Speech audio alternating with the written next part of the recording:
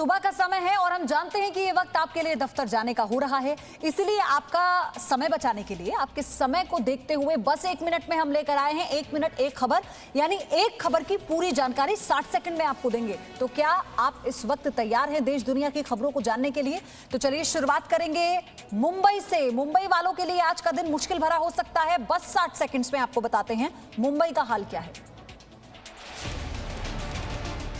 मुंबई में मंगलवार देर रात शुरू हुई बारिश आज दिन भर परेशानी बढ़ा सकती है। बारिश की वजह से जगह जगह पर जल भराव हो चुका है। मुंबई के निचले इलाके सायन, माटुंगा, किंग सर्कल, दादर में जल भराव होने से लोगों की मुसीबतें बढ़ने लगी हैं। तस्वीरें मुंबई के माटुंगा इलाके से हैं, जहां आपको चारों तरफ पानी ही पानी नजर आ रहा होगा। भारी बारिश की वजह से मंगलवार को दफ्तर जाने वालों का हाल बेहाल रहा। जल जमाव की वजह से देर रात तक कई लोग यूं ही फंसे रहे। भारी बारिश के चलते मुंबई के सायन रेलवे स्टेशन पर पानी भर गया। देर रात तक यात्री टिन शेड के नीचे छिपे रहे।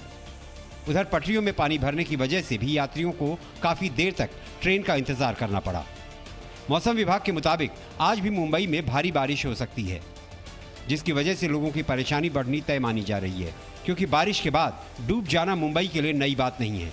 हर बार बारिश मुंबई वालों के लिए ऐसी ही परेशानी लेकर आती है। भारत जानता है कि चीन की कथनी और करनी में फर्क है, इसलिए एलएसी पर भारत अपनी तैयारियों को कमजोर नहीं होने देना चाहता। इसलिए मोल्डो में दोनों देशों के बीच बातचीत के दौरान भी भारत सतर्क रहा।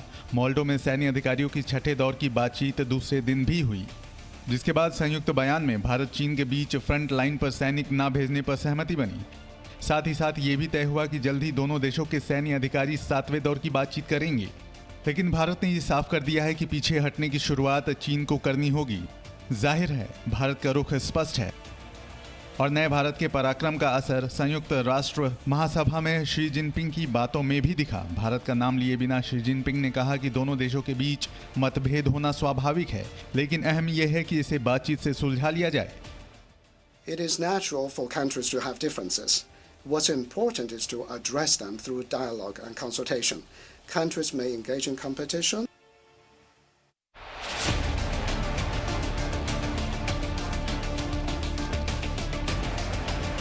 अमेरिका के राष्ट्रपति डोनाल्ड ट्रंप ने एक बार फिर से कोरोना संक्रमण के लिए चीन को जिम्मेदार बताया है। संयुक्त राष्ट्र की स्थापना के 75 साल पूरे होने पर बोलते हुए ट्रंप ने कहा कि कोरोना वायरस के संक्रमण के लिए संयुक्त राष्ट्र चीन को जिम्मेदार ठहराए। ट्रंप ने कहा, विश्व स्वास्थ्य संगठन पर चीन का पूरा नियंत्रण है, इसलिए WHO ने वायरस को लेकर गलत बयान दिए। We have waged a fierce battle against the invisible enemy, the China virus, which has claimed countless lives in 188 countries. इधर चीन के राष्ट्रपति शी जिनपिंग ने कोरोना महामारी पर किसी भी तरह की राजनीति को खारिज करते हुए कोरोना वायरस को मिलकर पराजित करने की बात कही है। Facing the virus, we should enhance solidarity and get this through together. Any attempt of politicizing the issue or stigmatization must be rejected.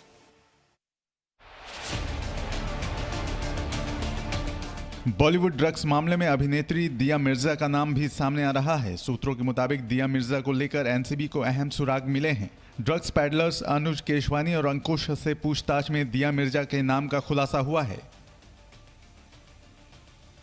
2019 में दिया मिर्जा ने अपने सेलिब्रिटी मैनेजर के जरिए ड्रग्स खरीदी थी। बताया जा रहा है कि दिया मिर्जा के मैनेजर ने ड्रग्स पैडलर से 1-2 बार मीटिंग भी की थी। हालांकि ड्रग्स कनेक्शन में नाम सामने आने के बाद दिया ने सफाई देते हुए कहा है कि मैंने न कभी ड्रग्स लिया है न कभी खरीदा है। ड्रग्स लेने की खबर मेरा करियर बिगाड़ने की कोशिश है। मैंने अपना करियर वर्षों की मेहनत से बनाया है। लेकिन सूत्रों के मुताबिक एनसीबी को ड्रग्स की खरीद के पुख्ता सबूत हाथ लगे हैं, जिसके बाद दिया की मुश्किलें बढ़ सकती हैं। आने वाले दिनों में एनसीबी दिया मिर्जा और सेलिब्रिटी मैनेजर को पूछताछ के लिए बुला सकती है।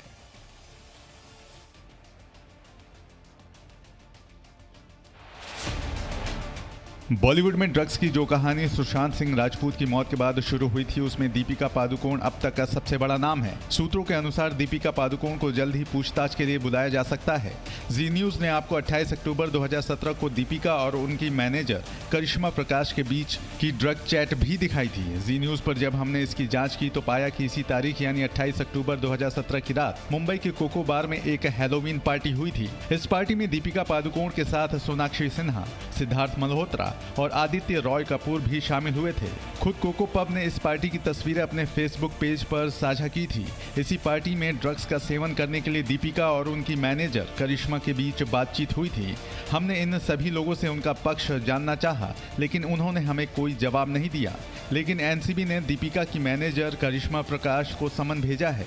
करिश्मा प्रकाश जया साहा की जूनियर है, वही जया साहा जो सुशांत सिंह की पूर्व मैनेजर रह चुकी हैं। ड्रग्स जाल में घिरी रिया चक्रवर्ती की न्यायिक हिरासत 6 अक्टूबर तक बढ़ा दी गई है। हालांकि रिया चक्रवर्ती और उसके भाई शोविक ने जमानत की अर्जी लगाई है, जिस पर आज सुनवाई होगी। इसके अलावा श्रुति मोदी, जया साहा और ध्रुव से भी एनसीबी आज फिर पूछताछ करेगी।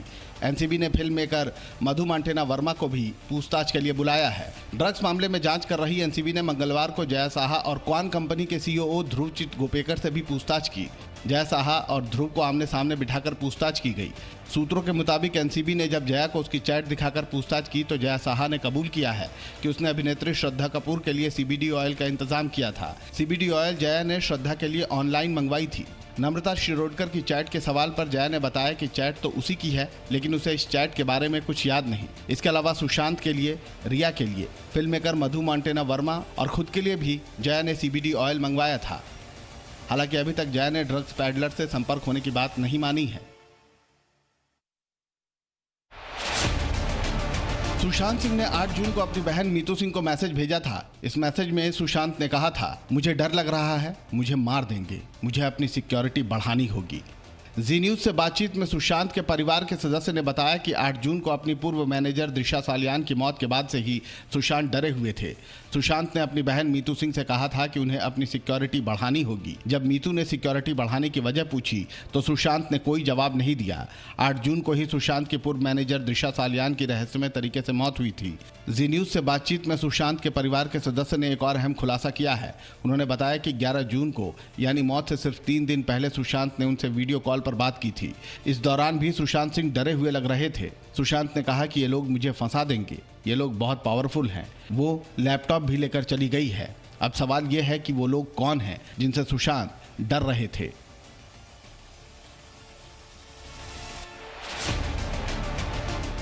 हिंद महासागर में भारत और ऑस्ट्रेलिया की नौसेना युद्धाभ्यास के लिए तैयार है। भारतीय नौसेना और ऑस्ट्रेलिया की रॉयल नेवी का साझा युद्धाभ्यास आज से शुरू होगा, जो 2 दिनों तक चलेगा।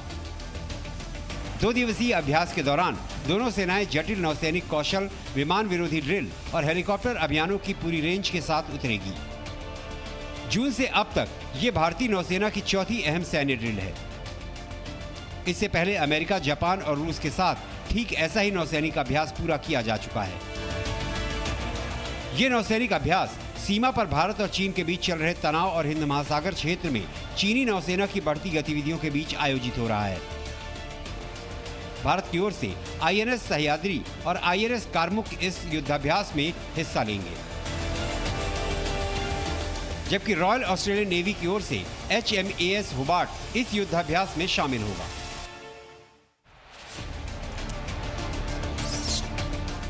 अब आपको लंदन की एक अच्छी तस्वीर दिखाते हैं, जहां जू में बंदर आइसक्रीम का स्वाद चख रहे हैं। क्या इंसान, क्या जानवर, गर्मी का एहसास तो सभी को होता है। ऐसे में अगर आइसक्रीम मिल जाए तो क्या कहने। दिन का वक्त है और गर्मी का असर भी। ऐसे में बंदरों की टोली आइसक्रीम देखते ही उस पर टूट पड़ी है। ये बंदर आइसक्रीम को हाथ में पकड़ने की कोशिश कर रहे हैं।